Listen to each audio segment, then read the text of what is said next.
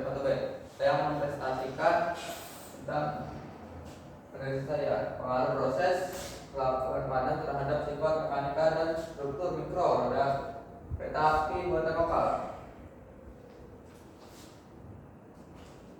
Ada pertama, kereta api adalah sarana perkereta apian dan tenaga kerja, baik perjalanan diri maupun di rangkaian dengan sarana kereta apian lainnya yang akan ataupun sedang bergerak di jalan rel dari air lainnya yang akan ataupun sedang bergerak di jalan rel yang terkait dengan perjalanan kereta api.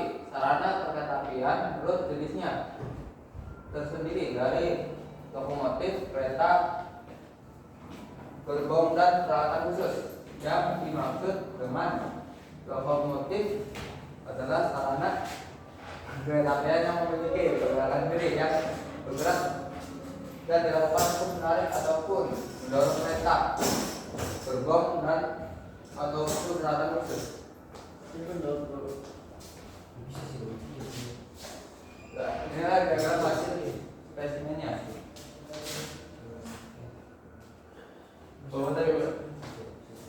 Proses pembuatan mesin. Proses ini proses rem hard ini seperti apa? Cara bakar di samping dilakukan dengan cara pengecoran gravity casting dengan menggunakan cetakan pasir. Pouring temperature 1600 OC dan pouring time 10 detik. Kualitas hasil pengecoran diuji dengan ultrasonic untuk memastikan tidak adanya catatan pengecoran. Spesimen yang dibuat ini untuk pelabuhan panas. Untuk spesimen tanpa pelabuhan panas diuji kondisi kimia, kekuatan tarik, kekerasan dan struktur mikronya sebagai bahan perbandingan dengan spesimen dan struktur mikronya sebagai bahan perbandingan dengan pelabuhan panas. Spesimen ini diuji komposisi kimia, kekuatan tarik, keras dan struktur mikro buat dari otomatis sistem saluran working system dari spesimen itu Slam Harding. Spesimen pelabuhan panas. 1. Proses normalizing. Pemilihan parameter proses normalizing dan waktu penanganan ditentukan berdasarkan rekomendasi dari hasil optimasi proses normalizing terhadap produk kereta api buatan lokal dan sudah dilakukan sebelumnya. Proses normalizing yang direkomendasikan dilakukan pada temperatur 850 watt, waktu penanganan boiling time 2 jam dan pendingin menggunakan udara bebas. 2011 yaitu dari proses normalizing ini dilanjutkan diuji kekuatan tarik, keras dan struktur mikronya, apalagi sudah sesuai dengan standar. Dilanjut dengan proses Harding. Proses Harding. Sebelum dilakukan proses Harding, terlebih dahulu harus ditentukan parameter optimasi yang digunakan pemilihan temperatur optimasi dilakukan dengan menggunakan diagram C3 dengan terlebih dahulu melakukan perhitungan pergeseran titik akibat pengaruh adanya unsur panduan. Di samping itu juga pembahasan karbon dari material yang digunakan. Yang ketiga itu proses tempering. Temperatur tempering tentukan berdasarkan data kekerasan awal, hasil dari proses Harding dan kekerasan akhir yang diinginkan dari data hasil pengujian kekerasan. Tapi bahwa kekerasan material setelah proses Harding adalah 57 Hz dan kekerasan akhir yang diinginkan adalah antara 34 sampai 37 Hz.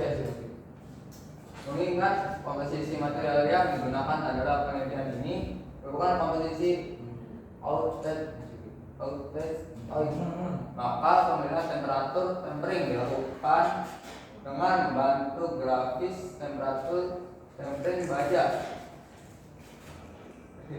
Misalnya SM Metal Art Box 1991 berdasarkan data kekerasan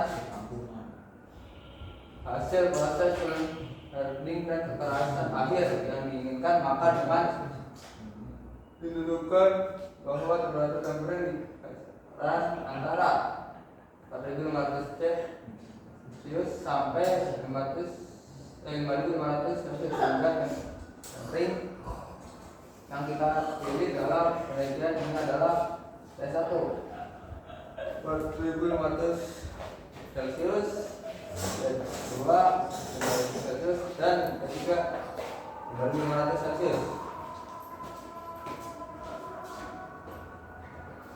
Yang keempat adalah pengukuran kedalaman pengerasan, depth of hardening. Pengukuran kedalaman pengerasan dilakukan dengan pengukuran kekerasan spesimen dari permukaan ke arah bagian dalam dari spesimen. Pengukuran kedalaman pengerasan dilakukan terhadap spesimen hasil proses hardening maupun hasil proses tempering. Dari pengukuran ini dapat diketahui bahwa dalam bagian yang mampu dikeraskan. Dalam pengaturan kedalaman pengerasan ini ada beberapa istilah yang biasanya pakai, yaitu kedalaman pengerasan yang efektif test dan kedalaman pengerasan total test. Dalam pengerasan yang efektif adalah jarak terjauh dari permukaan yang mampu dikeraskan sehingga menghasilkan kekerasan dengan yang diinginkan. Sedangkan kedalaman pengerasan total adalah jarak jauh dari permukaan dengan terjadinya peningkatan kekerasan jadi dibandingkan dengan kekerasan awal. Untuk kedalaman pengerasan yang kurang dari 0,38 mm, kurang kedalaman kekerasan dari permukaan arah dalam dilakukan membentuk sudut sekitar 45 derajat Celcius. Hasil spesimen yang pertama itu spesimen hasil pengecoran. Proses pembuatan spesimen hardening dilakukan dengan cara pengecoran gravity testing dengan menggunakan cetakan pasir. Yang kedua, pembuatan tarik dan kekerasan spesimen dari normalizing. Proses normalizing dilakukan dengan parameter proses normalizing sesuai rekomendasi hasil penelitian pembuatan roda kereta api yang sudah dilakukan sebelumnya. Berdasarkan hasil penelitian tersebut dan struktur normalizing yang dilakukan adalah 850 OC dengan holding time 2 jam dengan pendinginan udara bebas. Kemudian kesimpulannya, proses lapangan panas mengetahui sifat mekanik roda api kereta api buatan lokal. Proses normalizing yang dilakukan pada temperatur 850 OC, waktu penahanan selama 2 jam dan didinginkan udara maupun meningkatkan kekuatan tarik dari 881,3 MPa menjadi 906,1 MPa. Kekerasan dari 22 Hz menjadi 24 Hz dan elogansi dari 3,3% menjadi 9,5%. Proses flame hardening dengan media quenching air meningkatkan kekerasan dari 24 Hz menjadi 7,3 Hz. Proses tempering dan temperatur 500 C, waktu penahanan selama 1 jam dan didinginkan di udara bebas menghasilkan kekerasan akhir yang sesuai dengan standar, yaitu 34 sampai 37 Hz.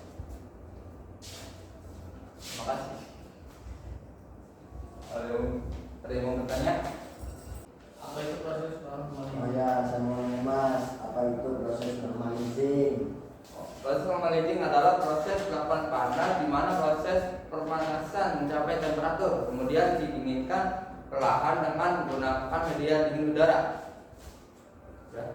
Ya. Saya mau bertanya Mas, jenis roda kereta api apa yang digunakan? Jenisnya ada dua Mas. Yang pertama itu roda kereta kasut atau bandasi atau bandas, dan yang kedua itu roda kereta monoblok atau solid. Ya. Saya itu bilang. Pertanyaannya saya cukup. Sekian presentasisi saya. Wassalamualaikum warahmatullahi wabarakatuh.